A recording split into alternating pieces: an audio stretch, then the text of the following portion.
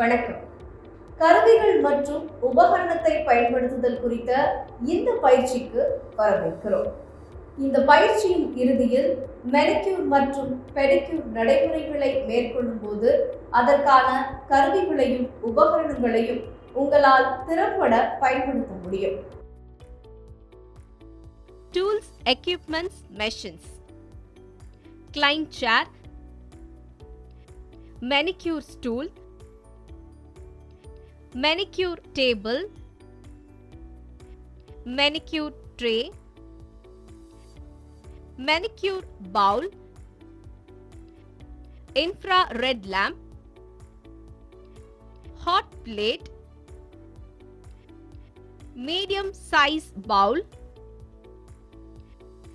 electric manicure kit, orange wood stick, emery board, magnifying glass, cuticle pusher, cuticle clipper, nail brush, nail scissors, nail buffer, spatula, UV LED lamp. Materials: nail varnish remover, cuticle oil or cream, whitening pencil, nail varnish, cuticle remover, nail bleachers, nail strengthener, hand lotion and cream,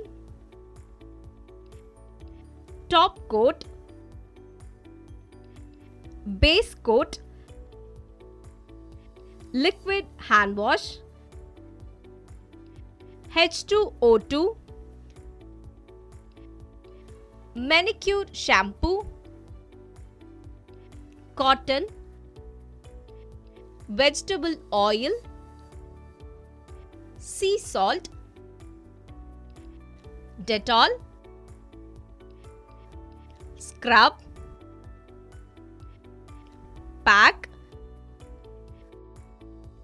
manicure செய்வதற்கான பல்வேறு கருவிகளை பற்றி இப்போது பார்க்கலாம். நக அரங்கள், nail files பல்வேறு வகையான பொருட்களை கொண்டு உருவாக்கப்பட்டுள்ளன மற்றும் இவை வெவ்வேறு வரி அளவுகளில் வருகின்றன.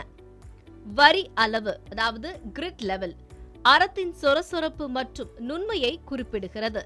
மெல்லிய பலவீனமான நகங்களின் மீது சொரசொரப்பான அரத்தை ஒருபோதும் பயன்படுத்தக்கூடாது. விதி என்னவெனில், நகத்தின் நிலைமையை பற்றி உறுதியாக தெரியாவிட்டால் நுண்ணிய விரல்களை கொண்டு தொடங்கவும். 2 பக்கங்கள் கொண்ட எம்ரி போர்ட் மிகவும் சிறந்தது, ஏனெனில் அது மிகவும் பருமனாக இல்லாமல் நுண்ணிய சொரசொரப்பான பக்கத்தை கொண்டிருக்கும். ஒற்றை பயன்பாட்டு அரமாகிய எம்ரி போர்ட் தொழில்முறை பயன்பாட்டிற்கு ஏற்புடையதல்ல. ஆனால் தற்காலத்தில் சில வாடிக்கையாளர்கள் அவற்றை விரும்பி கேட்கிறார்கள். எளிதில் உடையக்கூடிய நகங்களுக்கு கிறிஸ்டல் அரம் ஏற்றது, அதாவது கிறிஸ்டல் ஃபைல் ஏற்றது. இதில் அதிக அளவிலான வரிகள் இருப்பதால் அது மிகவும் நுண்ணியதாக இருக்கிறது. வலுவான தடினமான நகங்களுக்கு இது மிகவும் நல்லது. இது மிகவும் விலை உயர்ந்தது, ஆனால் நீண்ட காலம் நீடிக்கக்கூடியது. உலோகம் அரம் என்பது கட்டாயமாக தவிர்க்க வேண்டிய ஓர் அரம். இது நகங்களின் மீது மிகவும் கடினமாக செயல்படுவதால் இதை முறையாக பயன்படுத்தாவிட்டால் நகத்திற்கு சேதம் ஏற்படுத்திவிடும். கியூட்டிக்கல் கத்தி நேரான வெட்டு விளிம்பை கொண்டது, கூர்மையானது மற்றும் அது கவனமாக கையாளப்பட வேண்டும்.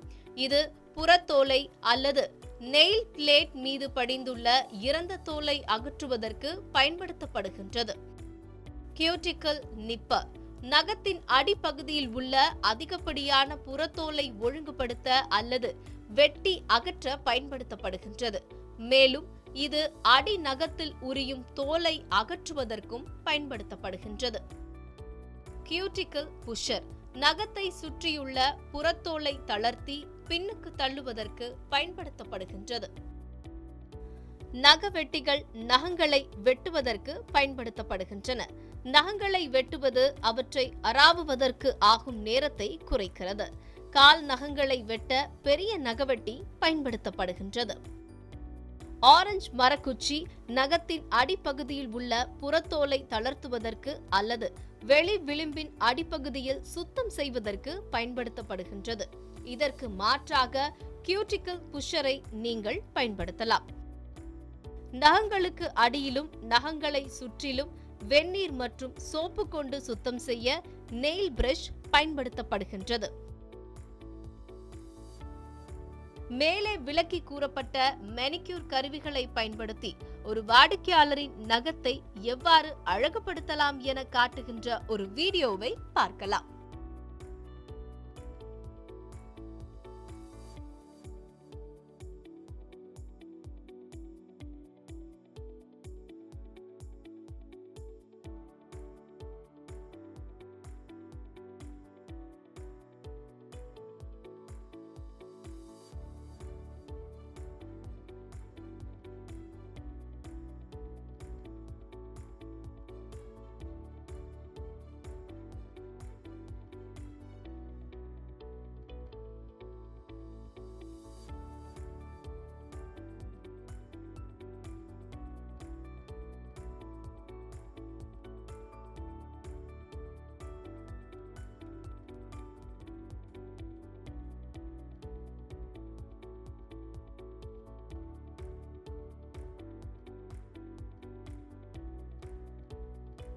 மூன்று வகையான நெயில் பஃபர்ஸ் பயன்படுத்தப்படுகின்றன.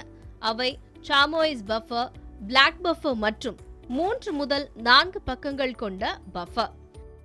சாமோயிஸ் பஃபர் ஆட்டுத்தோல் அல்லது லெதர் கொண்டு மூடப்பட்டுள்ளது. இதில் நகங்களை அதிக பளபளப்பாக்க மெருகூட்ட பொலிவூட்டும் பேஸ்ட் அல்லது பவுடர் பயன்படுத்தப்படுகின்றது. பிளாக் பஃபர் என்பது சொரசொரப்பான 4 பக்கங்களை கொண்ட பிளாக் ஆகும். இது நெளிவு கோடுகளை மென்மையாக்க அல்லது நெயில் பிளேட்டின் தடிமனை குறைக்க நேரடியாக நெயில் பிளேட்டின் மீது பயன்படுத்தப்படுகின்றது. 3 முதல் 4 பக்கங்கள் கொண்ட பஃபரில் நெயில் பாலிஷ் இடுவதற்கு தயாராக மேடுகளை அகற்றி நகப்பரப்பை மென்மையாக்க பஃபரின் சொரசொரப்பான பக்கங்கள் பயன்படுத்தப்படுகின்றன. மென்மையான பக்கங்கள் நகங்களை பளபளப்பாக்கி இயற்கையாக தோற்றமளிக்கும் பிரகாசத்தை பெற பயன்படுத்தப்படுகின்றன. இடுக்கிகள் நகங்களை பழுது பார்க்கும் போது சில்க் எடுக்க பயன்படுகின்றது. மெனிக்யூர் சிகிச்சையின் போது நகங்களை ஊற வைக்க வெதுவெதுப்பான சோப்பு நீர் மற்றும் ஆன்டிசெப்டிக் கலந்த சிறு கிண்ணம் பயன்படுத்தப்படுகின்றது. விரல் பிரிப்பான்கள் பெயிண்டிங் செய்யும் போது விரல்களை தனித்தனியாக பிரிக்க பயன்படுத்தப்படுகின்றன. ஹேண்ட் மசாஜ் கிரீம் பூசப்பட்ட பிறகு பொதுவாக மெனிக்யூர் கையுறைகள் பயன்படுத்தப்படுகின்றன.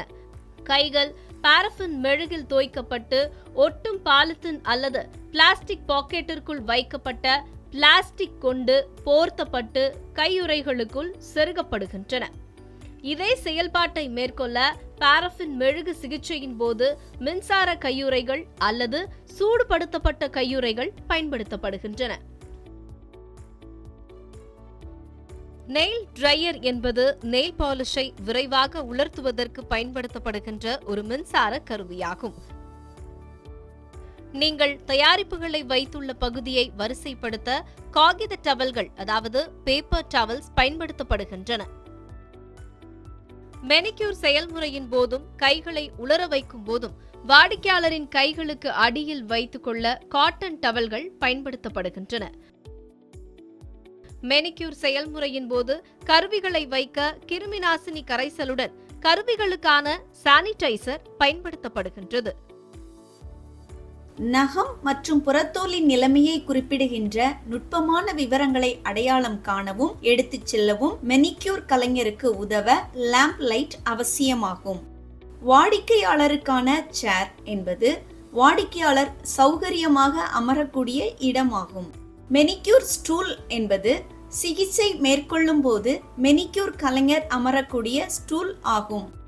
மெனிக்யூர் டேபிள் என்பது செயல்பாட்டை தடங்கலின்றி மேற்கொள்வதற்காக அனைத்து தயாரிப்புகளும் கருவிகளும் வைக்கப்பட்டுள்ள ஓர் இடமாகும். மெனிக்யூர் ட்ரே தயாரிப்புகளையும் கருவிகளையும் எடுத்து செல்ல பயன்படுத்தப்படுகின்றது. மெனிக்யூர் மற்றும் பெடிக்யூர் செயல்முறையை மேற்கொள்ளும் போது பயன்படுத்தப்படுகின்ற பல்வேறு கருவிகளையும் உபகரணங்களையும் நீங்கள் தெரிந்திருப்பீர்கள். இப்போது நீங்கள் அவற்றை பயன்படுத்துவதற்கான திறனையும் பெற்றிருக்க வேண்டும். நன்றி.